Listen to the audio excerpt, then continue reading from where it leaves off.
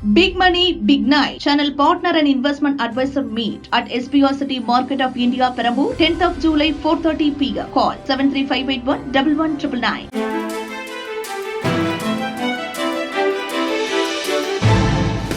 தட்டை, சீடை, முறுக்கு, ரிப்பன் போகடா, அதிரசம் என்ன வேணாலும் செய்யுங்க. ஒரே ஒரு 5 லிட்டர் இதய மந்த்ரா கடல் எண்ணெய் பேக் ஒரு மாசம் முழுசுக்கும் அத்தனை சமையல் முடிச்சு விடலாம். இதய மந்த்ரா.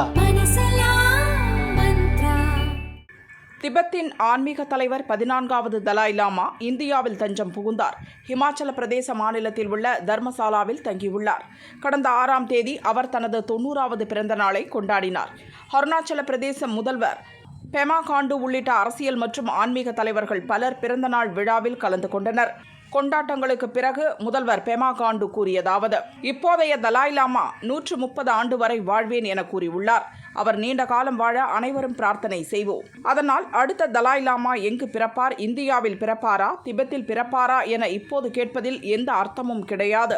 அடுத்த தலாய் லாமா சுதந்திரமான உலகில் பிறப்பார் என தலாய் லாமா சொன்னது மட்டும்தான் சரியான கருத்து. கண்டிப்பாக அடுத்த தலாய் லாமா சீனாவில் இருந்து வரமாட்டார். ஏனென்றால் அங்கு ஜனநாயகம் இல்லை. எங்கு ஜனநாயகம் இருக்கிறதோ, எங்கு மக்கள் சுதந்திரமாக வாழ்கிறார்களோ அங்கிருந்துதான் அடுத்த தலாய் லாமா வருவார். அது மட்டும் உறுதி. தலாய் லாமாவை தேர்வு செய்வதற்கான அனைத்து நடைமுறைகளும் தயாராக இருக்கின்றன. இப்போதைய தலாய் லாமாவின் மரணத்துக்கு பிறகுதான் அந்த நடைமுறைகள் துவங்கும். அதற்குள் எதற்கு அவசரப்பட வேண்டும்? தலாய் லாமா தேர்வுக்கு சீனா ஏன் எதிர்ப்பு தெரிவிக்கிறது என தெரியவில்லை.